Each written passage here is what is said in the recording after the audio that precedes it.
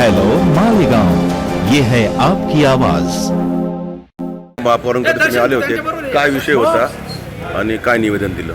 मालेगाव महानगरपालिकेच्या लोकप्रतिनिधींचा जो कार्यकाळ होता तो संपल्यानंतर 6/2022 ते 6/2/2026 पर्यंत प्रशासकीय कार्यकाळ या ठिकाणी शासनाच्या आदेशान्वये चालू होता।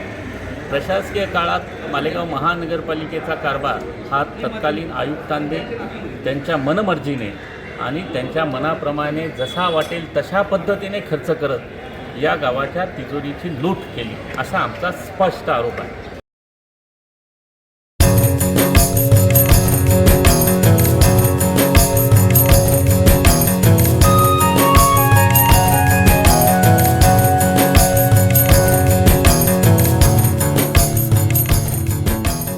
मालेगाव शहरात प्रशासकीय काळात अत्यावश्यक गोष्टींची कामं होणं अत्यंत आवश्यक होतं, परंतु या काळात होणारसारखा कचरा संकलनाचा आवाजही ठिकाण देण्यात आला।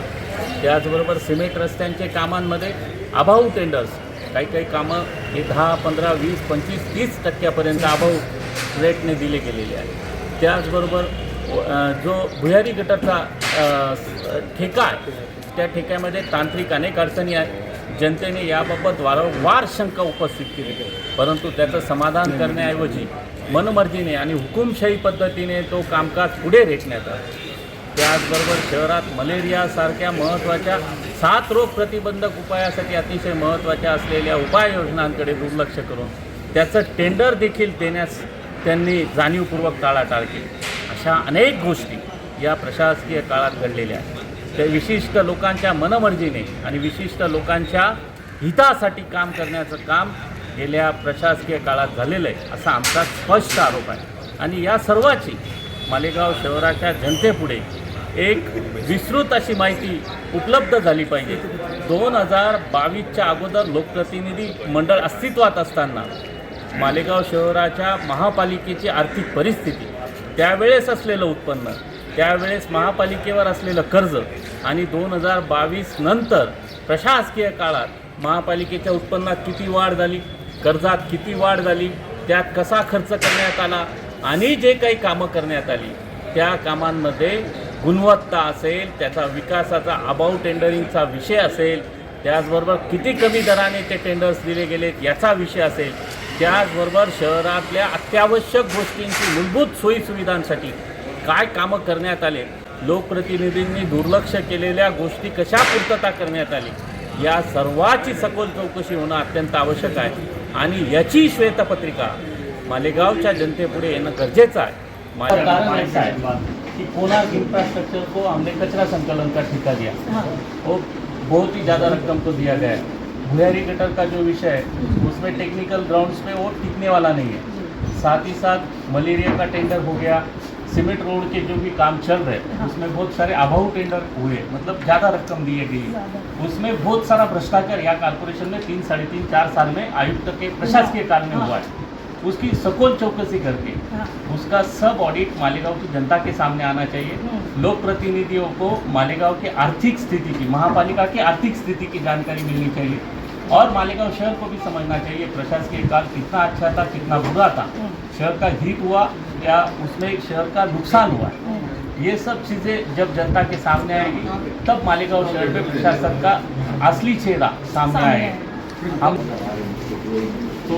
हम सब मालेगांव की जनता चाहती है कि मालेगांव की जनता को लोक प्रतिनिधियों के द्वारा सभागृहों में इस विषय पे चर्चा हो। मालेगांव शहर की महापालिका की जो स्थिति है उसके बारे में प्रशासन ने लोक प्रतिनिधियों को, साथ ही मालेगांव की सभी जनता को प्रशासकीय कार्यकाल में जितने कुछ काम हुए उसका डिटेल देना चाहिए, हमारी मांग है। और आपके जरिए ये मालेगांव शहर चाहता है कि प्रशासकीय कार्यकाल की पूरी श्वेतपत्रिका आप मालेगांव की जनता के सामने रखिए। हमारी आपसे रिक्वेस्ट है, गुजारिश है। मेरे घर में ही रहते हैं मेरा घर लूटने वाले।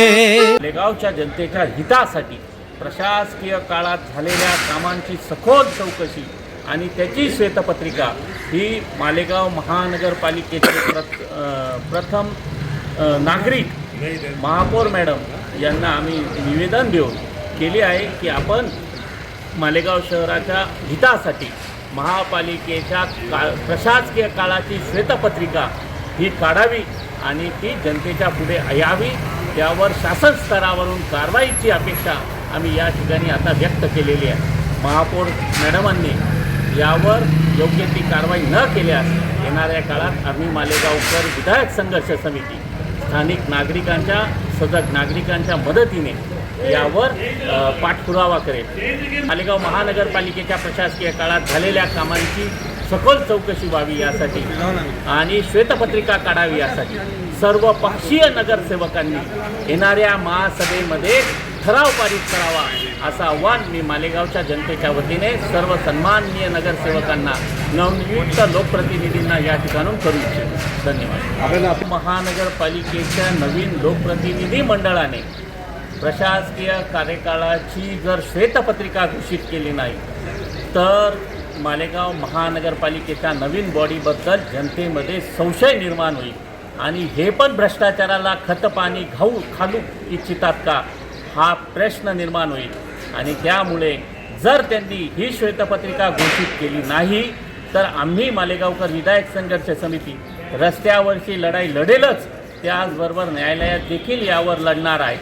पण लोकप्रतिनिधींनी याचं उत्तर जनतेला द्यावं लागेल हेच या ठिकाणून मी सांगू इच्छितो. किती दिवस आव्हान आपण केलेलं आहे? आपण आता महासभा ही महासभा असेल किंवा पुढची महासभा असेल, या महासभांमध्ये जर महासभेच्या विषयपत्रिकेवर किंवा आयत्या वेळेच्या विषयावर जर महापौर मॅडमांनी किंवा संबंधित नगरसेवकांनी जे कोणी इच्छुक असतील प्रशासकीय काळाच्या चौकशीसाठीचे त्यांनी जर यावर आवाज उठवला नाही तर आपण लवकरच याबाबत पुढील जे काही आंदोलनाची भूमिका असेल किंवा न्यायालयात जाण्याच्या संदर्भातली भूमिका असेल ही आपल्या सर्वांपुढे साजिक केली जाईल, सार्वजनिक केली जाईल. तुम्ही जिथे